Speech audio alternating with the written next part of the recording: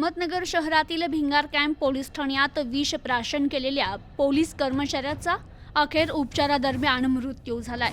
Bhingar camp police Thane आवारातच विषारी औषध प्राशन करत आत्महत्येचा प्रयत्न करणाऱ्या पोलीस अंमलदाराचा उपचारादरम्यान मृत्यू झाला।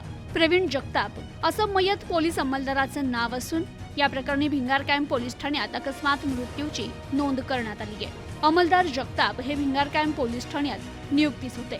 त्यांना शनिवारी रात्री ड्युटी असल्याने ते पोलीस ठाण्यात आले होते। पोलीस ठाण्यात असतानाच त्यांनी अचानक विषारी औषध सेवन केलं। यामुळे एकच गोंधळ उडाला। संबंधित प्रकार पोलीस ठाण्यात उपस्थित असलेल्या इतर पोलीस अंमलदारांच्या लक्षात येताच त्यांनी जगताप यांना तात्काळ उपचारासाठी अहमदनगर जिल्हा रुग्णालयात दाखल केलं होतं।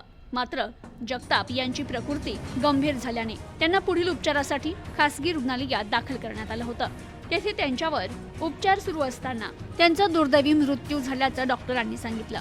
तर या प्रकरणी पोलिसांनी अकस्मात मृत्यूची नोंद केली आहे। आर्थिक व्यवहारातून त्यांनी विषारी औषध प्राशन केल्याची प्राथमिक माहिती समोर येते। याबाबत त्यांच्या नातेवाईकांचे जबाब नोंदवले जाणार असून त्यानंतरच जगताप यांनी कोणत्या कारणातून विषारी औषध प्राशन करत आत्महत्या केली याची माहिती समोर येईल असं पोलिसांनी सांगितलंय। Bureau report, news today 24, Ahmednagar.